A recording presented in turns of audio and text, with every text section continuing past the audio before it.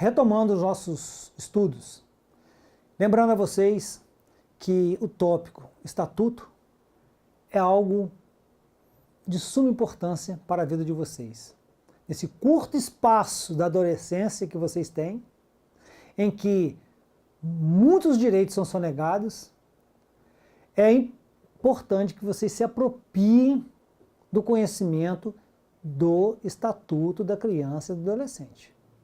Ok? E nós falamos na aula passada sobre o registro civil. A importância desse instrumental para o exercício pleno da minha cidadania. E começamos a dar a pincelada que esse documento vai desaguar em um outro direito, direito à família, não é? Que tem todo um contexto diferente do que nós vimos até então.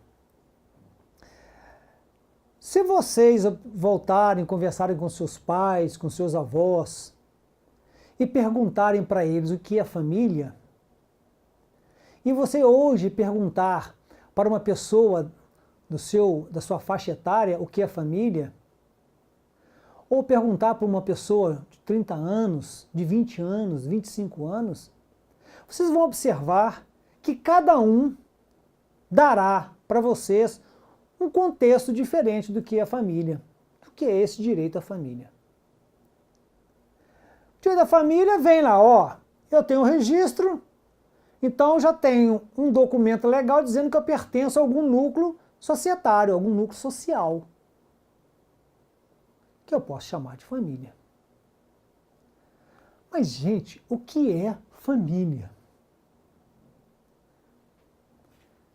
É só aquela que advém do casamento? Ou aquela que não está casada no papel, como dizem? Ou aquela que só é casada no padre que vale? Já ouviram essa expressão? Ah, eu sou casado só no padre. Eu sou casado só no juiz. No primeiro momento, aquele que casa no padre e no pastor e que casa no juiz, qual é a diferença que existe entre uma e outra? Família. Nenhuma. Nenhuma. Ambas são reconhecidas como entidade familiar, como núcleo social. Mas o que sustenta falar família é como este núcleo se desenvolve para a sociedade, para com os filhos. Se esse núcleo não representa qualquer situação de melindre, de desgaste, de violência, de violação a direitos. Então venham comigo. Falar em conceito de família. Primeiro ponto. Como definir família? Como traçar um conceito do que possa ser família? Todas as vezes em que eu estiver falando de um núcleo social que tenha como objetivo a busca da felicidade, a busca da convivência pacífica, aquilo é uma família. Dois irmãos formam uma família? Dois avós formam uma família? O avô e os netos formam uma família?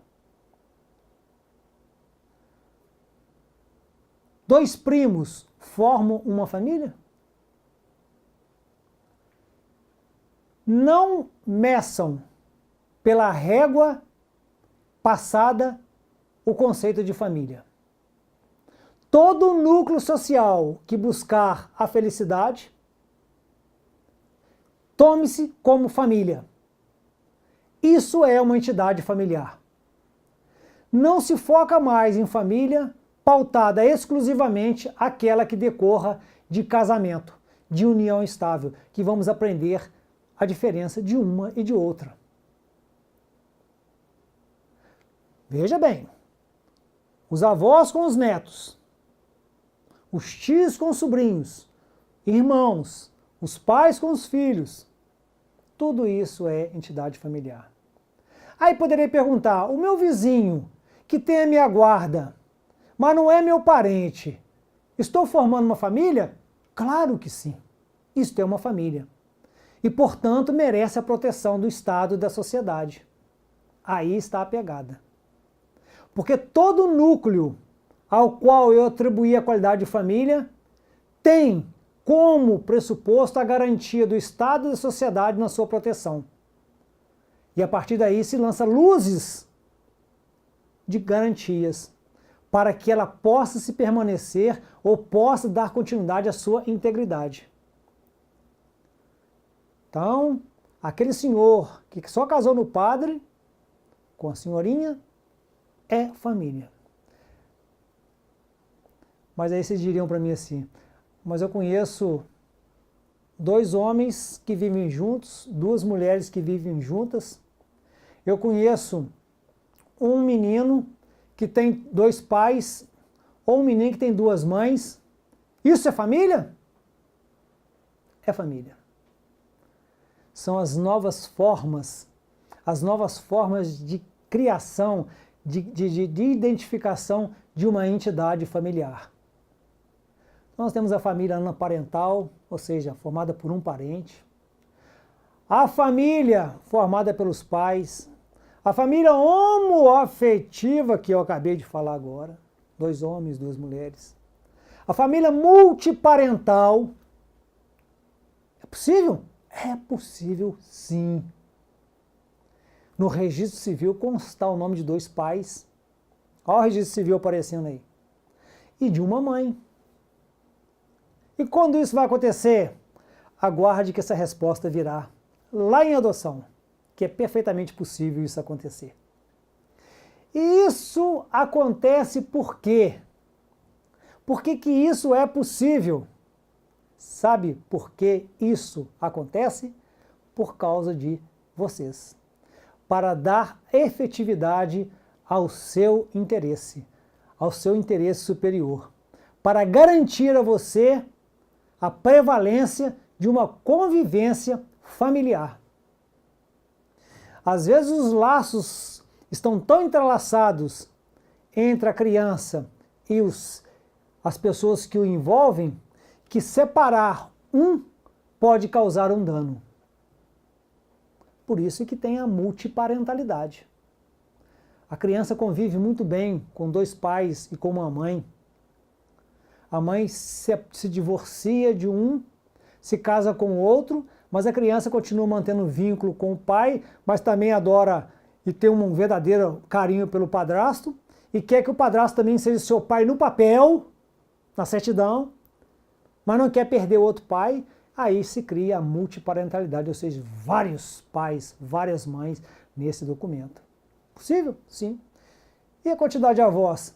Aí vai ter 6 avós. Já pensou? Uma certidão constando 6 avós? Olha a evolução, o que é família.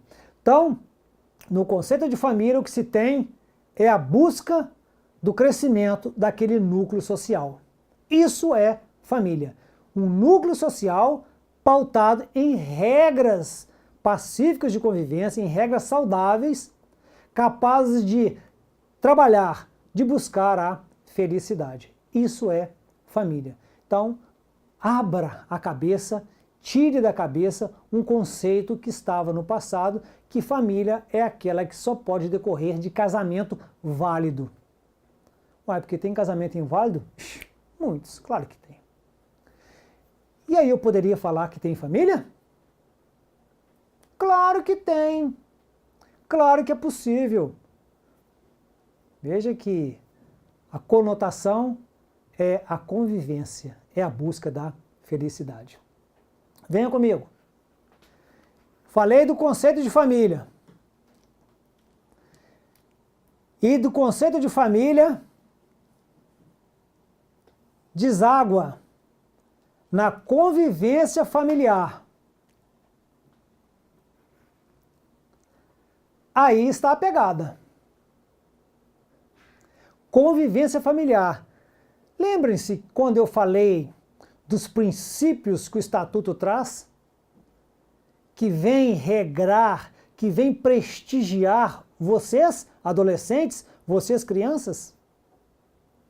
Que dentre eles, um era a convivência familiar e comunitária? Aí, ó. Por que que esse direito é tão sagrado? Por que que o Estado tem tanta preocupação em fazer com que este convívio aconteça? Porque ele prestigia a essência da família.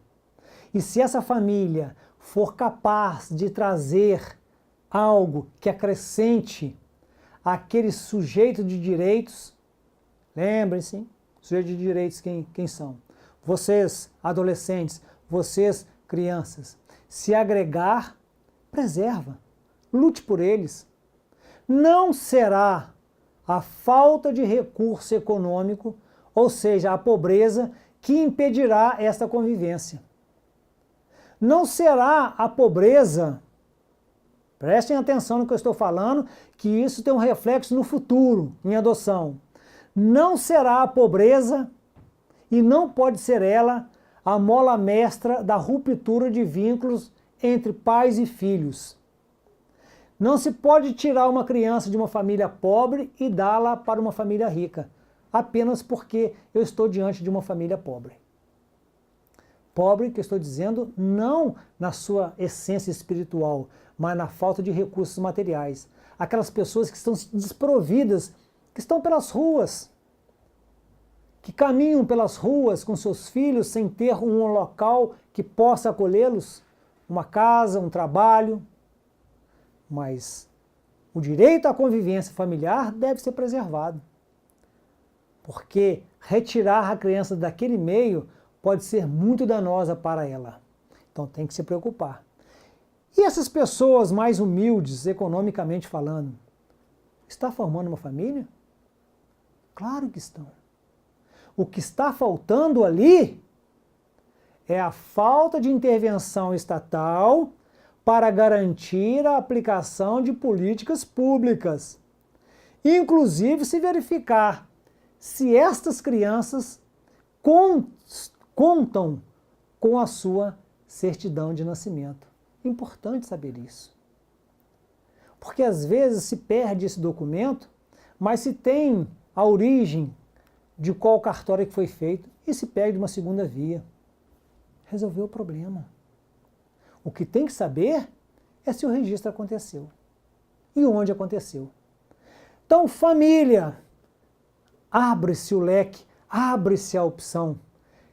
Ok? São várias formas de se entender família.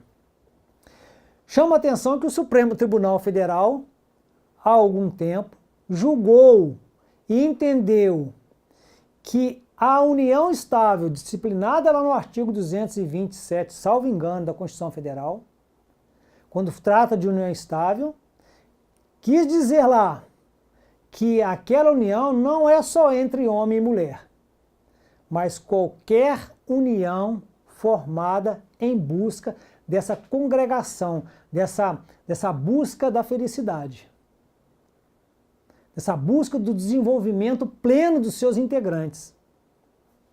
E passa, a partir desse momento, com os filhos no que tange à convivência familiar. É importante saber isso. Conviver com os meus pais é um direito meu, filho. E ninguém pode subtrair. Ninguém pode me tirar esse direito apenas pelo fato de os meus pais não terem recursos econômicos. Apenas uma dica. Vocês sabem o que acontece normalmente na prática com situações de pais desprovidos economicamente?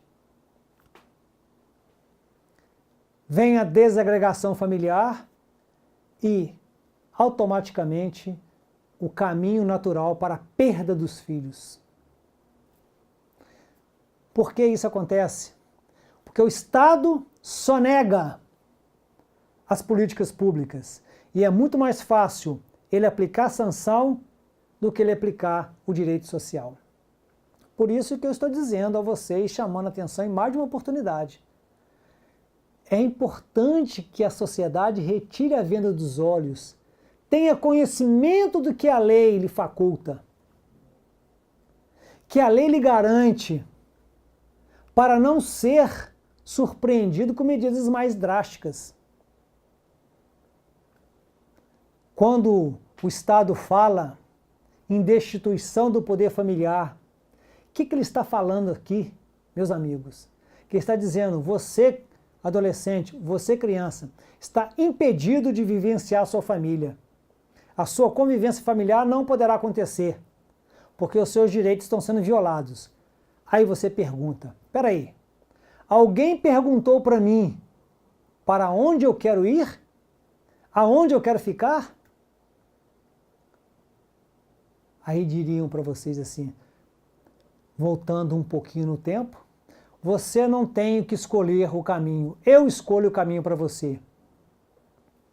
Se você não souber que a sua voz prepondera, você estará perdido.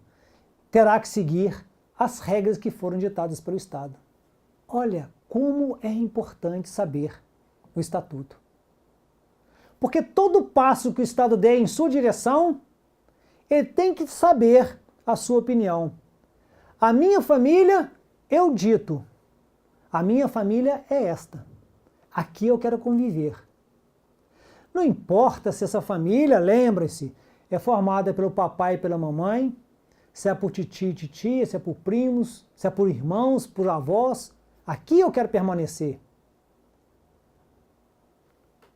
A titularidade de direitos leva obrigatoriamente a que toda, atenção, toda movimentação processual, todo ato processual e todo ato estatal em relação a vocês impõe que vocês sejam ouvidos. E vocês já foram consultados sobre as políticas públicas? Vocês já foram consultados sobre o encaminhamento de verbas para a sua escola? Não foram? Vamos discutir isso no próximo bloco.